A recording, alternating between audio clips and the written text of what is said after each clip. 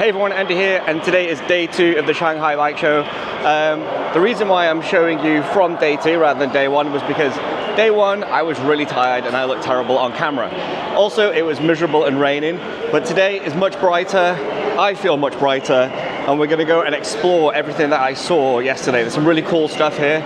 So what we've done is we've come into a different area today. We haven't come through the main gate, and we're going into the first hall. Actually, before we go into the hall, I'll show you the scale of this place. It's no Eurobike, but it is still pretty massive. So we've got, basically, I'll show you, we'll turn this camera around now.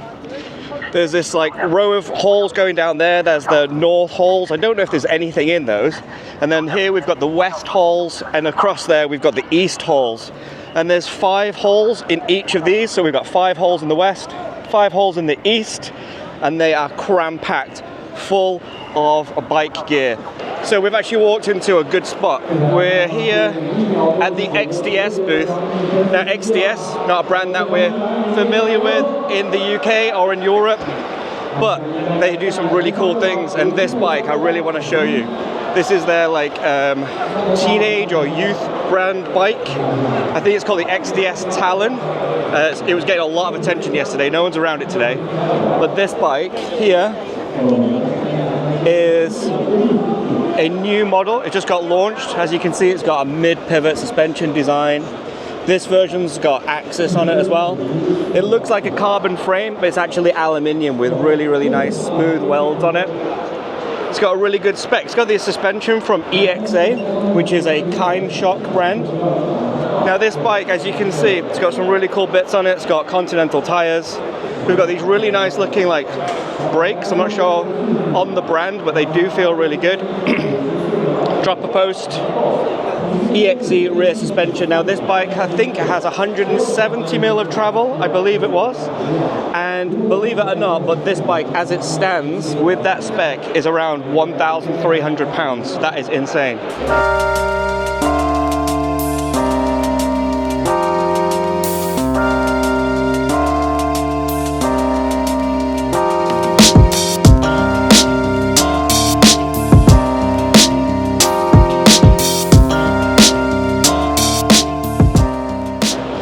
Oh, here we go. This is something I wanted to see. Look, as soon as I was about to turn the camera off, here's the Quick Pro downhill bike. This has been something that I've been seeing a lot of online. It looks a lot like a Nuke Proof, but it has an idler on it. That is so cool. So according to the specs on here, this one is 44,998 RMB. That's Öhlins. Now, if you don't know what that means, that's like £5,000. So £5,000 for a carbon fiber downhill bike with Öhlins. It's got SRAM Maven brakes on it. It looks mint. It looks really, really good. So this is the Quick Pro Gravity, a downhill bike. And then behind it, there is the Enduro bike. Just here, you can just about make it out. So this is their Enduro bike. Again, high pivot design, quite similar to a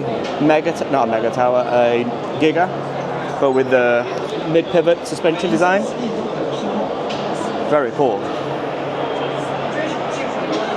We spend many time in this bike, and we focus on quality, strength. So this is a cross country bike, and this is called, is it the Deft? Yes. The Deft. And again, a beautiful looking bike. This is like, the carbon is so nice. Like you say, that you focus on quality. Yes. And you use high quality carbon fiber. Very high quality. And we got this hidden suspension design here. That's really cool. And flex stay. This bike lighter than boxing one car. How heavy is this bike? 1.92. 1.92. The Chija? Oh no, the whole bike? No in-car. Okay. So 1.92 kilograms for the frame only, yes, without the shock. That's pretty decent. Yeah. So to give you an idea of the scale of this place, here's the map. That's the W5 exhibitor list. Look at the size of that. There's so much, and there's the map. I think it's going to disrupt the market when it comes out. This is really, really cool. So this is just a 3D printed prototype as it stands, but it's a DJI equipped bike, and it looks fantastic. It looks really, really cool. So we've got the high mid-pivot design. There's always people around the cool bikes, isn't there? It's all right, don't worry. No.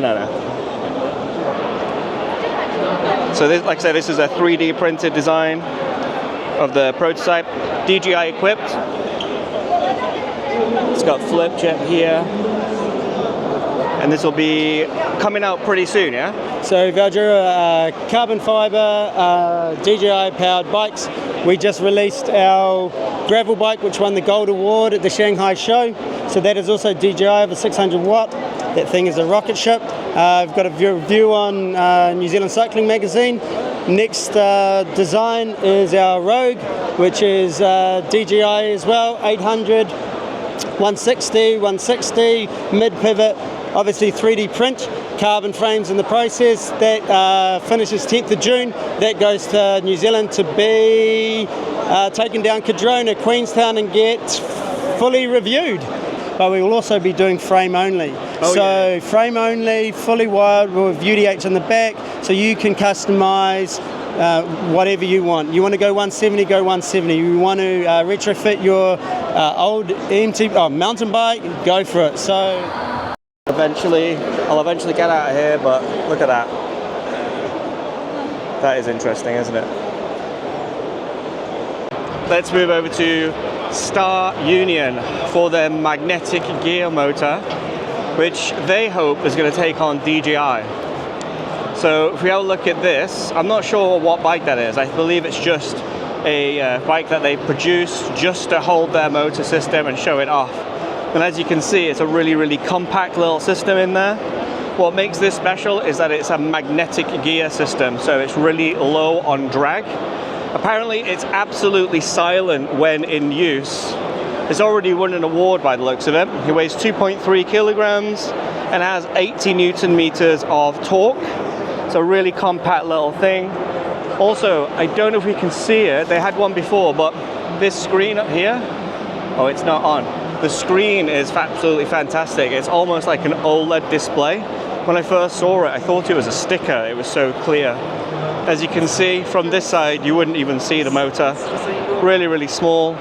Batteries are small as well. I believe they're like up to 460, I think it was. So it's going to be an interesting one. If they can get these bikes down to a lighter weight than an Amflow, but then they offer the same sort of range but quieter, it could be an all-new lightweight e-bike system.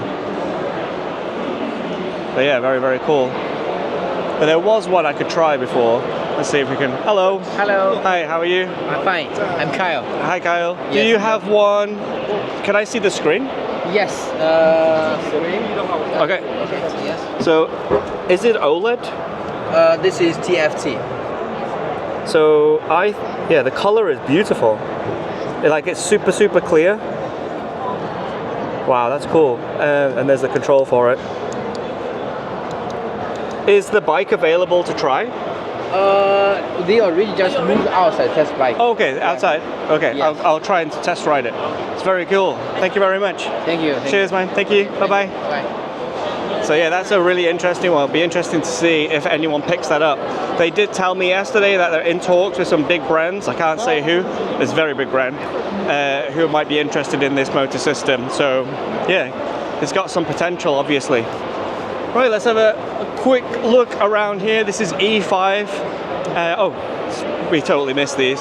So on their stand also, they have a very good looking Santa Cruz built up with EXT suspension and 5 dev cranks. We've seen a lot of knockoff 5 dev cranks here. We've even got this beautiful Uno on display, and there's a couple of Addertons as well. So, you know, it's not just Chinese bikes at the Chinese bike show. There's actually a lot of different countries' bikes, but the big international brands are present. Even if they're not here officially, they do have some sort of presence with bikes on stands. This company also makes their own brakes, and the brakes are actually used by the champion of China, the guy we saw before. So these are the brakes that they make. They're actually quite nice looking brakes. They come in different colors. This is like their purple color. It's a 4-piston design, and you can see there's like vents on here for cooling. It's really well made. It feels really good quality. The action's a bit interesting. Like, I'm not really into. It's all right to hear, but then it gets quite spongy, and I wonder what that feels like on the trail. There's a hinge clamp to make it easy to get on and off, and they come in loads of different colors. We've got a silver one over here. You can see the caliper a little bit better on this one. So 4-piston design, 2-piece caliper. All your standard stuff, but again, I'm not really sure about that spongy feel, the end stroke. What's interesting about this brand is they've actually got Duratissima on show, and they're saying that this is the brake that they're basing their power and feel on. And you know, this also has that spongy end feel to it, so they've definitely, you know, gone away. They obviously like what they've seen on the Duratissimas. Sorry, the Maxima, sorry, from Trick Stuff, and they've, you know, for want of a better word, well, they've re-engineered it into their own product. But yeah, this is an interesting brand. They make brakes, and they make this magnetic motor system. It's very small and compact. Let's look at that bike again.